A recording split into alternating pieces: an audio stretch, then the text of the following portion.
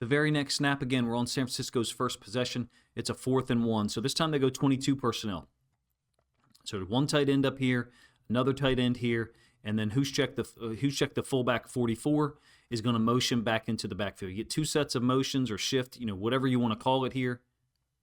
And it ends up being what I would call a wing eye, but this is offset. So the fullback is offset, and that's all to sync up the timing of this handoff from Brock Purdy. One thing to note here, compare this to the alignment for Demarcus Lawrence on the previous iteration of the goal line look. So let's focus on Lawrence for a moment. He's right here, same spot he was on the previous snap that I showed you. And then before the tight end even gets over there, I should say the second tight end even gets over there, Demarcus Lawrence has already widened himself up. And you'll get a really good view of it from the end zone angle when I show that one, just to let you know.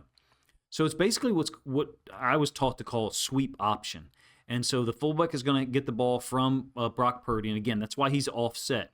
If the fullback was starting here on the midline, the midline being, the right hash, then he would be too far out in front of Brock Purdy. So this is all designed to sync up or time up with Brock Purdy's steps.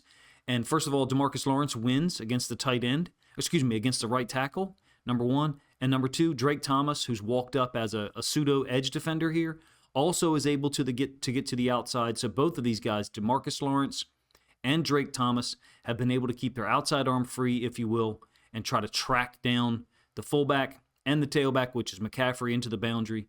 Too late to pitch it, clearly. We'll give you the end zone angle. I think you'll get a better idea of what I'm talking about from Demarcus Lawrence, widening himself up from an alignment standpoint. So getting their hands in the ground, there's your 4 defensive linemen in Seattle's goal line look, just like I showed you from the previous snap. But we know we're going to get 2 sets of motion or shifts. You can see Lawrence has already widened himself up to being head up over this tight end. On the previous snap, the 3rd and 1, he was lined up in this gap, and it made it easier for the offensive tackle, the right tackle, to take him down. In this case, by widening up, he's given himself an opportunity to not get reached, basically. So by alignment, his helmet has got better leverage or closer to the sideline than that right tackle is by far. So you should not get reached from this alignment. Number 1.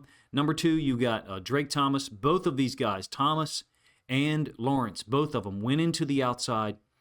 Functionally, Lawrence could play the fullback, and then Thomas could play the pitchman, McCaffrey. Safety would normally fit, inside out in the alley and adjust, depending on if it's keep or a pitch.